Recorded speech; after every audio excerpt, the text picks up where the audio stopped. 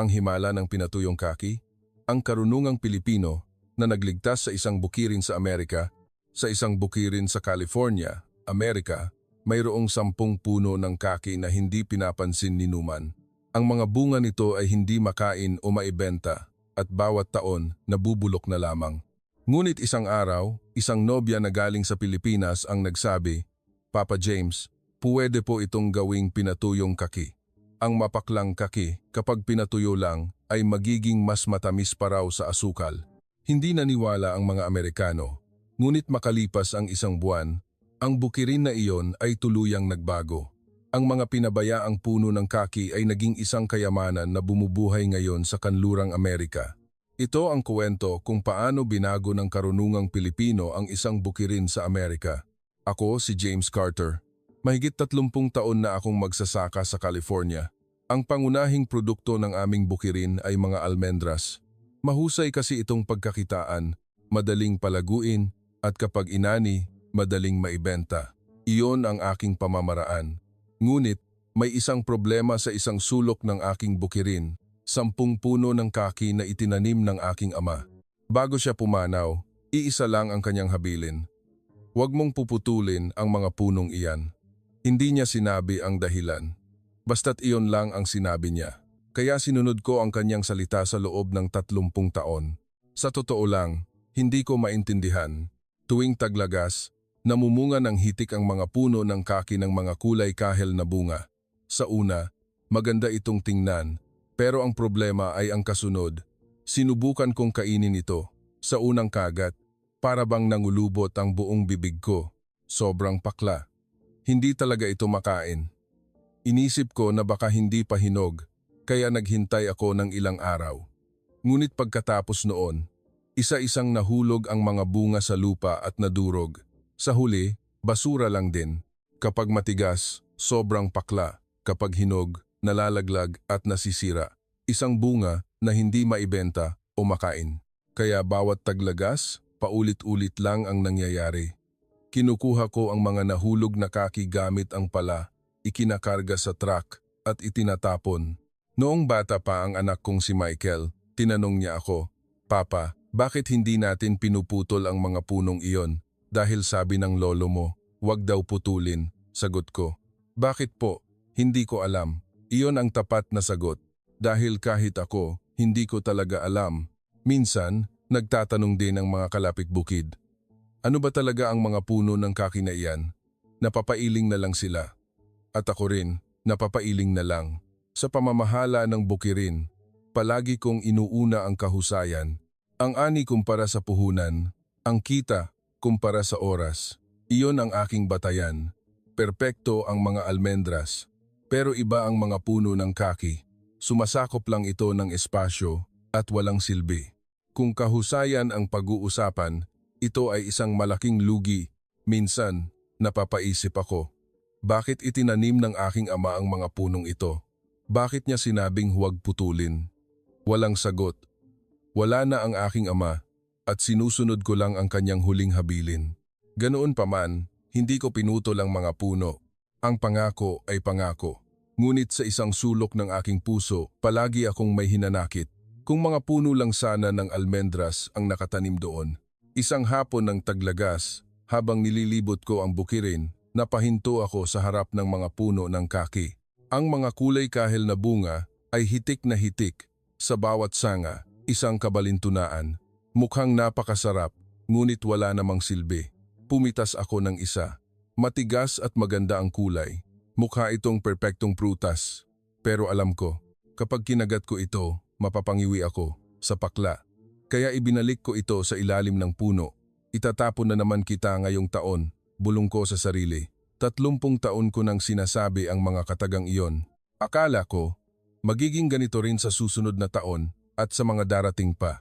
Ngunit hindi ko alam noon na makalipas ang ilang linggo, magbabago ang lahat, na ang bungang hindi maibenta o makain ay magiging isang kayamanan. Makalipas ang ilang linggo, dinala ni Michael ang kanyang nobya. "Papa, may ipapakilala ako sa iyo. Siya si Clara. Mula raw siya sa Pilipinas." Nakipagkamay siya at bumati sa malinaw na Ingles. "Magandang araw po. Ako po si Clara. Masayang ngumiti si Michael at sinabing, "Papa, nagpasya na kaming magpakasal. Congratulations!" At ganoon nga, naging bahagi si Clara ng aming pamilya.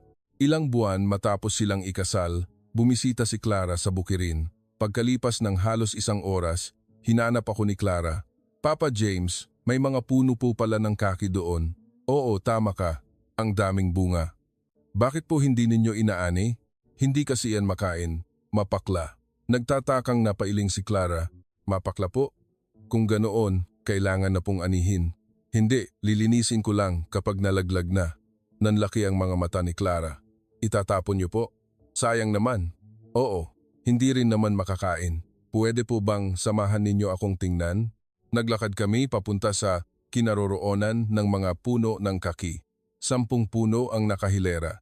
Ang mga kulay kahel na bunga ay magandang nakabitin pa rin. Tumingala si Clara sa mga puno. Pagkatapos ng ilang sandaling pagmamasid, hinawakan niya ang isang kaki. "Matigas po ano? Mapakla yan at hindi makain." Umiling si Clara. "Sayang naman po. Ang itapon ng isang bagay na ganito kahalaga." "Mahalaga?" Iyon ang unang beses na narinig ko ang salitang iyon. Paano naging mahalaga ang isang bagay na mapakla at hindi makain? Sa Pilipinas po, ginagawa namin itong pinatuyong kaki. Pinatuyong kaki? Parang dried fruit po. Kapag pinatuyo ang mapaklang kaki, tumatamis po ito. Mas matamis pa sa asukal. Mas matamis sa asukal? Hindi ako makapaniwala. Totoo po. Laging gumagawa niya ng nanay ko, taon-taon. Kinuha ni Clara ang kanyang smartphone at ipinakita sa akin ang isang litrato. Isang larawan ng mga kulay tsokolateng kulubot na kaki na nakasabit sa isang tali. Ito po ang pinatuyong kaki. "Papa James, pupwede ko po bang subukang gawin?" "Paano?" "Tatanungin ko po si Mama." Tumawag si Clara sa telepono. Pagkatapos ng mabilis na pakikipag-usap sa Filipino, iniharap niya sa akin ang screen. Isang babaeng nasa katanghalang gulang ang nasa screen. "Hello, ako po si Elena, ang nanay ni Clara." Isinalin ni Clara ang sinabi. Hello po." Masayang ngumiti si Elena. Sabi niya, "May 10 puno raw kayo ng kaki diyan. Gawin ninyong pinatuyong kaki iyang mga mapaklang bunga." Ituturo ko kay Clara. "Masarap talaga iyan. Sobrang sarap. Subukan ninyo. Siguradong hindi kayo magsisisi." Nang matapos ang tawag, tumingin sa akin si Clara. "Papa James, pwede ko po bang subukan?" Sa totoo lang, nag-aalinlangan ako. Ang isang bagay na itinuring kong basura sa loob ng 30 taon ay bigla na lang magiging mahalaga, hindi ka panipaniwala. Pero ang tingin ni Clara ay napakaseryoso. "Sige, subukan mo." Masayang ngumiti si Clara. "Salamat po, Papa James." Nang gabing iyon, tinanong ako ni Michael, "Papa, sabi ni Clara gagawa raw siya ng pinatuyong kaki." "Oo nga raw." "Magagawa niya kaya talaga?" "Ewan ko, hindi ko rin alam." Mula sa bintana, natanaw ko ang mga puno ng kaki. Nagniningning ang mga kulay kahel na bunga sa ilalim ng papalubog na araw. 30 taon kong inakalang walang silbi. Baka mayroon akong hindi nakita? Makalipas ang 2 araw, bumalik si Clara sa Bukirin. May dala siyang kutsilyo, tali at mga basket. "Papa James, simulan na po natin ngayon." "Ang ano? Ang pagbabalat ng kaki?" Sumama rin si Michael. Magkakasama kaming pumunta sa mga puno ng kaki. Nagdala ako ng hagdan. Inilagay ni Michael ang hagdan, umakyat at nagsimulang mamitas ng kaki. Si Clara naman ay nasa ibaba, may hawak na basket para saluhin ito. "Yung mga nahulog po, wag na. Kunin niyo po yung matitigas at may tangkay pa." "Sige." Napuno ang basket ng kaki. Siguro mga 200 piraso. Pumunta kami sa silong sa tabi ng bodega. Naglatag si Clara ng sapin, umupo at nag-video call sa kanyang smartphone. Lumitaw si Elena sa screen. "Clara, anak, handa ka na ba?" "Opo." "Nay." "Sige, una, tingnan mo ang tangkay. Kailangan iwanan mo yung hugis." "T." "Yung hugis? T po?" "Oo, para may pagsasabitan ka ng tali mamaya." Maingat na inayos ni Clara ang bahagi ng tangkay. "Sunod, balatan mo na. Manipis lang, paikot." Sinimulan ni Clara na balatan ng kaki habang iniikot ito. Ang manipis na kulay kahel na balat ay natuklap ng maayos. Natapos balatan ng unang kaki. "Ngayon, itali mo na." Ipasok mo ang tali sa tangkay na T at gumawa ka ng buhol. Kumuha si Clara ng tali at maingat na itinali sa tangkay ng kaki. Okay na po, Nay. Magaling. Isabit mo na lang iyan sa lugar na mahangin. Tumingala ako sa aming silong. Dito sa ilalim ng bubong, pwede mong isabit. Hindi mababasa ng ulan at mahangin. Opo, Papa James. Tamang-tama po dito. Isinabit ni Clara ang nakataling kaki. Ang kulay kahel na kaki ay umindayog sa hangin. Sinabi ni Elena, Clara, anak, ipaliwanag mo kay James. Humarap sa akin si Clara. Papa James, ganito lang po, isasabit lang. Iyon lang? Opo, isasabit lang po. Gaano katagal? Mga 1 buwan po. Ibibilad sa hangin para matuyo. Mawawala ang tubig at lalabas ang tamis. Mawawala ang pakla sa pagsasabit lang? Sumagot si Elena mula sa screen. Ang dahilan ng pakla ay ang tanin. Kapag pinatuyo, nagbabago ang tanin. Kaya nawawala ang pakla at tamis lang ang naiiwan. Nagbabago ang tanin. Kapag na-oxidize sa hangin, tumatamis. Isang reaksyong kemikal po iyan. Agham pala iyon. Isang reaksyong kemikal. Ibig sabihin, kailangan lang maghintay? Opo, maghintay lang po. Kinuha ni Clara ang pangalawang kaki. Inayos muli ang tangkay, binalatan at tinalian, at isa-isa, lahat ng kaki ay naisabit sa ilalim ng silong. Para itong isang kurtinang kulay kahel na umuugoy-ugoy sa hangin. Sinabi ni Elena, magaling Clara, tingnan mo ang kalagayan araw-araw. Pagkalipas ng 1 linggo, magsisimula ng magbago ang kulay. Kapag nangyari iyon, marahan mo itong masahihin. Opo, Nay. Papa James, magugulat po kayo pagkalipas ng 1 buwan. Talaga bang magtatagumpay ito? Ngumiti si Michael. Papa, maniwala tayo, sinabi ni Clara. Papa James, ako na po ang pupunta rito araw-araw para tingnan. Sige, gawin mo. Tinitigan ko ang mga nakasabit na kaki. Ang mga bungang 30 taon kong itinapon ay nakasabit ngayon sa aming silong. Ang dating mapakla at hindi makain ay magiging matamis. Sa paghihintay lang ng gabing iyon, hindi ako makatulog. Magbabago kaya ito pagkalipas ng 1 buwan? Kung talagang magtatagumpay, ibig sabihin ba, ang lahat ng itinapon ko sa loob ng 30 taon ay isang kayamanan? Lumipas ang 1 linggo. Araw-araw, pumupunta si Clara sa silong para tingnan ang kalagayan ng mga nakasabit na kaki. Minsan, sumasama ako. Papa James, tingnan ninyo, nagsisimula ng magbago ang kulay. Dati, matingkad na kahel, pero ngayon, medyo dumilim na. Medyo kumulubot na rin po ang balat. Oo nga, ibig sabihin po niyan, nawawala na ang tubig. Noong 2 linggo, dumaan ang kalapit bukid kong si Tom. Napahinto siya nang makita ang silong. Ano yan? Kakibayan? Oo, pinapatuyo. Pinapatuyo para saan? Kakainin? Malakas na tumawa si Tom. James, 30 taon ka nang magsasaka. Naniniwala ka sa ganyang kwento? Ang mapakla ay mananatiling mapakla, sabi ng nobya ng anak ko. Subukan lang natin. Kung hindi gumana, edi katatawanan. Pagkaalis niya, kakaiba ang pakiramdam ko. 3 linggo na. Talagang nagbabago ang mga kaki. Ang kulay ay naging matingkad na tsokolate at lumiit na rin ito. Paminsan-minsan, marahang minamasahe ni Clara ang mga bunga. 4 na linggo na. Isang umaga, pumunta ako sa silong at nagulat ako. Ang mga kaki ay may puting pulbos. Ano ito? Amag ba? Dali-dali kong tinawagan si Clara.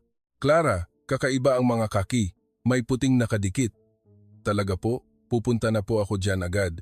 Pagkalipas ng 30 minuto, patakbong dumating si Clara. Nang makita ni Clara ang mga kaki, biglang nagliwanag ang kanyang mukha.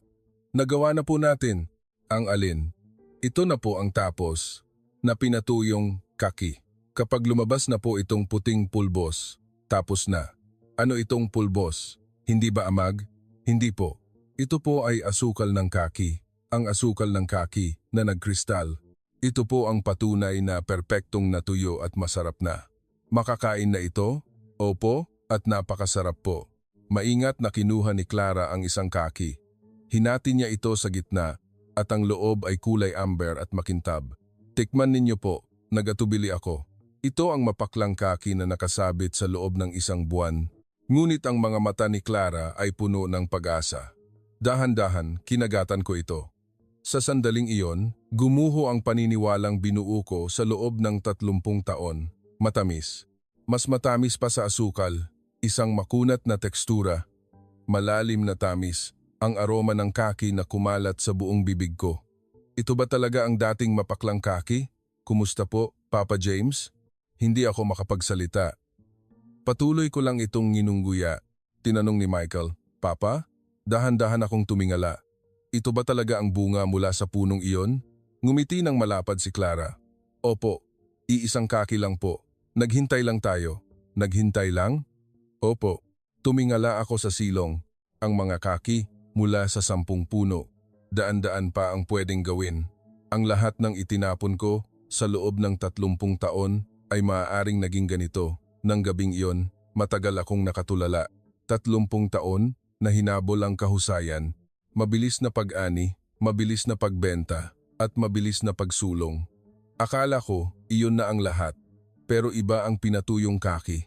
Kailangang maghintay. 1 buwan na walang gagawin. Iyon pala ang tamang paraan. Makalipas ang ilang araw, nagmungkahi si Clara. Papa James, subukan po kaya nating dalhin sa farmer's market? Farmer's market? Opo, dalhin po natin at subukang ibenta. Nag-alinlangan ako. Sa tingin mo ba, mabebenta? Subukan po natin. Malalaman natin kapag natikman nila, sumang-ayon din si Michael. Papa, subukan natin. Tutulong ako. At noong weekend, pumunta kami sa farmer's market. Nagkarga kami ng maraming pinatuyong kaki sa truck. Siguro mga 1,000 piraso. Pagdating sa palengke, naglatag kami ng mesa at inayos ang mga pinatuyong kaki. Ngunit dumadaan lang ang mga tao. Ano yan? Dried fruit? Tinitingnan lang pero walang humihinto. Lumipas ang 1 oras. Wala ni isang nabenta. Kumuha si Clara ng maliit na plato. Hiniwa ang mga pinatuyong kaki at inilagay doon. Libreng patikim po. Isang tradisyonal na dried fruit mula sa Pilipinas. Sa wakas, may ilang lumapit. Isang babaeng nasa katanghalang gulang ang kumuha ng isa. May pagdududa sa kanyang mukha. Tinikman niya. Sa sandaling iyon, nagbago ang kanyang ekspresyon. Ano ito? Kaki ba ito? Nilagyan niyo ba ng asukal? Wala po, ni Katiting. Talaga? Bakit ganito katamis? Opo. Kapag pinatuyo po ang mapaklang kaki, natural po itong nagiging ganito. Nanlaki ang mga mata ng babae. Magkano? $10 po ang 5 piraso. Bigyan mo ako ng 10. Siya ang aming unang customer. Nang makita ito ng iba, isa-isa silang naglapitan. Gusto ko ring matikman. Totoo bang walang asukal ito? Natural na tamis po, walang anumang idinagdag. Lahat ng tumikim ay nagulat. Wow, ang sarap nito. Perpekto para sa merienda ng mga bata. Healthy at matamis, napakagaling. Sa loob ng 30 minuto, kalahati ang nabenta. Pagkalipas ng 1 oras, ubos na lahat. Babalik kami sa susunod na linggo. Pwede bang magpa-reserve? Pahingi ng contact number ninyo. Nagsulat ang mga tao ng kanilang pangalan at numero sa papel. Sa pag-uwi, hindi ako makapagsalita. Talagang naubos lahat. Tumawa si Michael. Papa, nakita mo ba ang reaksyon nila? Oo, hindi ka pani-paniwala. Sinabi ni Clara, Papa James, kung may 10 puno tayo, sapat na ang mabebenta natin linggo-linggo. Sa 10 puno? Opo, daan-daang piraso ang makukuha sa 1 puno. Pwede tayong gumawa ng paunti-unti bawat linggo. Kinuwenta ko. Ang makukuhang kaki sa 10 puno ay humigit kumulang 2,000 piraso. Kung $2 ang bawat pinatuyong kaki, baka mas malaki pa ang kita nito kaysa sa mga almendras. Humalakhak si Michael. Papa, sayang ang 30 taon na pagtatapon mo. Sayang talaga. Pero masuwerte pa rin at nalaman natin ngayon. Nang gabing iyon, tumayo ako sa harap ng mga puno ng kaki. Tahimik na nakatayo ang mga puno sa dilim. Patawad. Kakaibang kausapin ang puno, pero iyon ang tunay kong nararamdaman. 30 taon kong inakalang walang silbi. Ang totoo, hindi ko lang pala alam. Hindi ko alam ang maghintay. Hinabol ko lang ang kahusayan at pinalampas ang isang mahalagang bagay. Ngayon, naiintindihan ko na kung bakit sinabi ng aking ama na huwag putulin. Baka alam din niya na balang araw may makakatuklas sa halaga ng punong ito. Hindi niya lang siguro alam na iyon ay ang nobya ng aking anak. Mula sa sumunod na linggo, sinimulan namin ang seryosong paggawa ng pinatuyong kaki. Itinuro ni Clara ang paraan at kaming dalawa ni Michael ang gumagawa. Linggo-linggo, gumagawa kami ng 100 piraso at dinadala sa farmer's market. Ang tugon ay napakainit. Mayroon ba kayo noong pinatuyong kaki ng nakaraang linggo? Iyon na lang ang kinakain ng anak ko. Nagkaroon kami ng mga suki. Isang araw, isang hindi kilalang lalaki ang tumayo sa harap ng aming mesa. Hello, ako po ay isang buyer mula sa Whole Foods. Whole Foods? Opo. Kung maaari po, pwede ba kayong mag-supply sa aming mga tindahan? Mga 500 piraso kada linggo. 500 piraso kada linggo? Hindi sapat ang 10 puno. Maaari po bang bigyan ninyo kami ng kaunting panahon? Tatawagan namin kayo kapag napag-isipan na. Pauwi, sinabi ni Michael. Papa, malaking bagay ito. Oo nga, pero kulang ang ating mga puno. Sinabi ni Clara. Papa James, hindi ba't may mga puno rin ng kaki sa bukirin ni G. Tom? Tama siya. May mga pinabayaang puno rin ng kaki sa bakuran ni Tom. Kinabukasan, pinuntahan ko ang bukirin ni Tom. Tom, ginagamit mo ba ang mga puno mo ng kaki? Iyang mga mapaklang kaki? Balak ko na sanang putulin. Bakit? Samahan mo akong gumawa ng pinatuyong kaki. May alok sa atin ang Whole Foods na mag-supply. Nanlaki ang mga mata ni Tom. Whole Foods? Seryoso ka? Hati tayo sa kita. Inilahad ni Tom ang kanyang kamay. Sige, kasama ako. Makalipas ang 1 linggo, isa pang magsasaka, si Jeff, ang dumalaw. James, isali mo naman ako. May 5 rin akong puno ng kaki. At sa sumunod na linggo, dumating si Sam.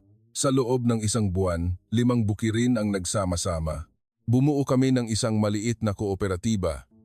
Itinuro ni Clara sa lahat ng magsasaka ang tradisyonal na paraan ng paggawa ng pinatuyong kaki mula sa Pilipinas. Iwanan po ang tangkay na hugis te at balatan ng manipis.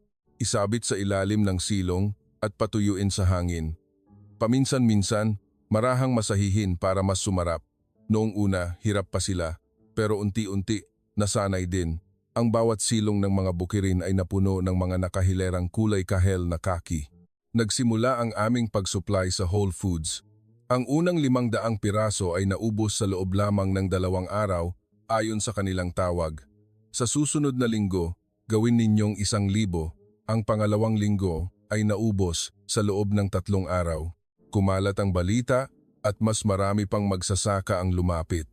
May puno rin kami ng kaki. Isali niyo kami. 30 taon kong inakalang sa gabal, pero ngayon, mukha na itong ginto.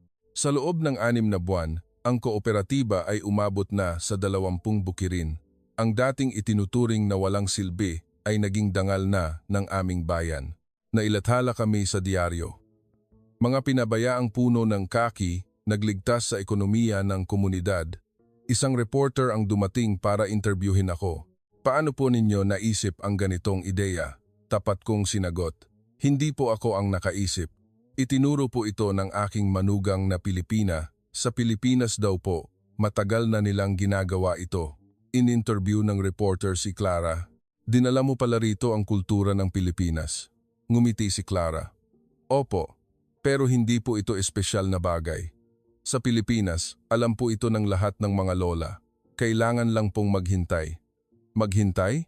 Opo, kahit ang mapaklang kaki, kapag binigyan ng panahon at hinintay, nagbabago, ang oras po ang sagot. Nang gabing iyon, tinitigan ko ang mga nakasabit na kaki sa ilalim ng silong. Mula kulay kahel, nagiging kulay tsokolate. Tahimik na, nagtitiis sa paglipas ng panahon para maging matamis. Ang mga punong itinanim ng aking ama, 30 taon na ang nakalipas, ang habilin niyang, huwag mong puputulin. Ngayon, naiintindihan ko na, alam ng aking ama, na balang araw, may makakadiskubre sa halaga ng mga punong ito na kailangan lang maghintay. At ang taong iyon ay ang aking manugang na galing sa Pilipinas. Isang napakahiwagang pagkakataon. Lumipas ang 1 taon. Ang kooperatiba ay umabot na sa 30 bukirin. Ang pinatuyong kaki ay ibinebenta na sa lahat ng Whole Foods sa buong California. Isang araw, habang nag-aayos ako ng bodega, nakakita ako ng isang lumang kahon, mga gamit ng aking ama. Isang lumang talaarawan ang lumabas.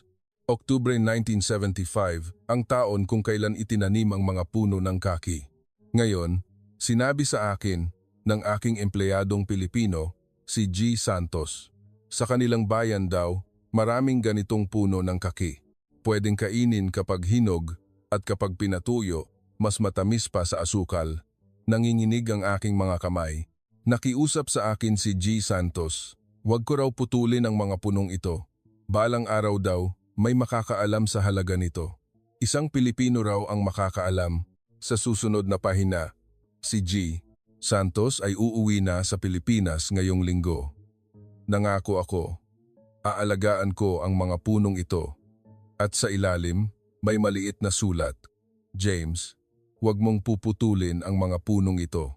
Darating ang araw, maiintindihan mo rin kung bakit. Dala ko ang talarawan, pumunta ako sa silong. Ang mga nakasabit na kaki ay umuugoy sa hangin. Itay, nabasag ang aking boses. Alam pala ng aking ama, lahat. Tinupad niya ang kanyang pangako kay G. Santos sa loob ng mahigit 30 taon. Nang hapong iyon, tinawag ko si Clara. Clara, tingnan mo ito. Ibinigay ko ang talaarawan. Dahan-dahan, itong binasa ni Clara at namasa ang kanyang mga mata. Papa James. Oo, 50 taon na ang nakalipas. Isang Pilipino ang nagtanim niyan. Kaya po pala inalagaan ng lolo ang mga puno. Tama, tinupad niya ang kanyang pangako. Marahang hinaplos ni Clara ang talaarawan. Siguro po, nalulungkot si G. Santos noon. Kapag nakikita niya ang mga puno ng kaki, naaalala niya ang kanyang bayan sa Pilipinas. Sa tingin ko rin. At naniwala siya na balang araw, isang Pilipino ang makakatuklas sa mga punong ito. Tiningnan ko si Clara. At ikaw iyon, yumuko si Clara. Naalala ko lang po ang ginagawa ng aking ina. Iyon ang kahanga-hanga. Walang ibang nakaalam. Sa loob ng 30 taon, walang sinuman ang nakaalam. Tinitigan ni Clara ang mga puno ng kaki. Gusto ko pong magpasalamat kay G. Santos. Pagkatapos ng pulong, lumapit si Tom. James, palitan natin ang pangalan ng ating kooperatiba. Gawin nating Santos Cooperative. Santos ang nakasulat sa talaarawan, hindi ba? Tumango ang ibang mga magsasaka. Magandang ideya. Gawin natin iyan. Nang gabing iyon, tumayo ako sa harap ng mga puno ng kaki. Tahimik na nakatayo ang mga puno sa dilim. Salamat. Hindi ko alam kung para kanino ang mga salitang iyon. Para ba kay G. Santos na nagtanim ng puno 50 taon na ang nakalipas? Sa aking ama na tumupad sa pangako sa loob ng 30 taon? O kay Clara na nakakita ng halaga nito? Ito ay para sa lahat. Ang mga pinatuyong kaki sa ilalim ng buwan ay kumikinang na parang pilak. Isang binhing itinanim 50 taon na ang nakalipas dahil sa pangungulila sa bayan, isang pangakong inalagaan sa loob ng 30 taon, at isang pagtuklas. Ang lahat ng ito ay nagsama-sama upang lumikha ng isang himala. Kumuha ako ng isang pinatuyong kaki mula sa aking bulsa. Kinagatan ko ito. Matamis. Gaya ng dati, mas matamis pa sa asukal. Ang tamis na ito ay naglalaman ng maraming bagay. Ang pangarap ng isang tao, ang pangako ng isa pa, at ang karunungan ng isa pa. Isang tamis na sama-sama naming nilikha. 2 taon na ang nakalipas at nakaupo ako ngayon sa ilalim ng puno ng kaki, Taglagas. Ngayong taon, muling namunga ng hitik ang mga puno ng kulay kahel na bunga. Si Michael ay nasa hagdan at namimitas ng kaki. Si Clara ay nasa ibaba at sumasalo gamit ang basket. Papa, mas marami ang bunga ngayon. Oo nga, mukhang masaya ang mga puno. Ang Santos Cooperative ay mayroon ng 50 kasaping bukirin. Umabot na ito hanggang Oregon at Washington. Ang pinatuyong kaki ay ibinebenta na sa buong Amerika at mabibili na rin sa Amazon. Sa tabi ng bodega, nagtayo kami ng bagong patuyuan ng kaki. Bubong lang, walang pader, at bukas sa 4 na direksyon. Mahangin at hindi nababasa ng ulan. Sa loob nito, libo-libong pinatuyong kaki ang nakasabit. Isa na itong pamilyar na tanawin. Noong nakaraang linggo, Nagsulat ang New York Times ng isang artikulo, ang tradisyong Pilipino na nagligtas sa mga bukirin ng Amerika. Tinanong ako ng reporter, ano po ang pinakapinagmamalaki ninyo? Ang natutunan ko po, ang maghintay po ba? Opo. Kung puro kahusayan lang ang hahabulin, maraming bagay ang mapapalampas. May mga bagay na kailangan talaga ng panahon.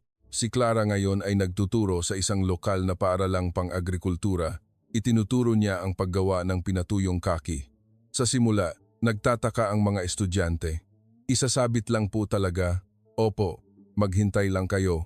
Pagkalipas ng isang buwan, namangha ang mga estudyante. Palaging ganoon.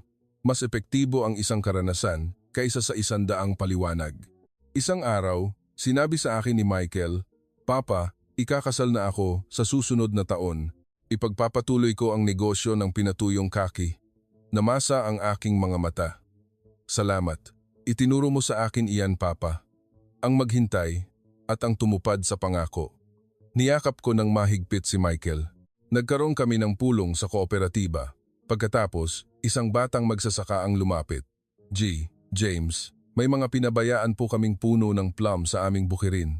Pwede rin po kayang may gawin dito? Ngumiti ako. Ewan. Alamin natin. Bawat puno ay siguradong may gamit. Kung ako ang dati, sasabihin kong putulin kung hindi kailangan. Pero iba na ngayon. Bawat puno ay may kuwento, may panahon at may posibilidad. Nang gabing iyon, muli kong binuksan ang tala-arawan ng aking ama. Ang mga salitang nakasulat sa huling pahina. James, huwag mong puputulin ang mga punong ito.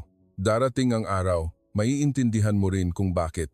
Itay, ngayon, naiintindihan ko na. Isinara ko ang tala-arawan. Mula sa bintana, natanaw ko ang mga puno ng kaki. Tahimik na kumikinang sa ilalim ng liwanag ng buwan. Isang punong itinanim ng isang Pilipino 50 taon na ang nakalipas dahil sa pangungulila.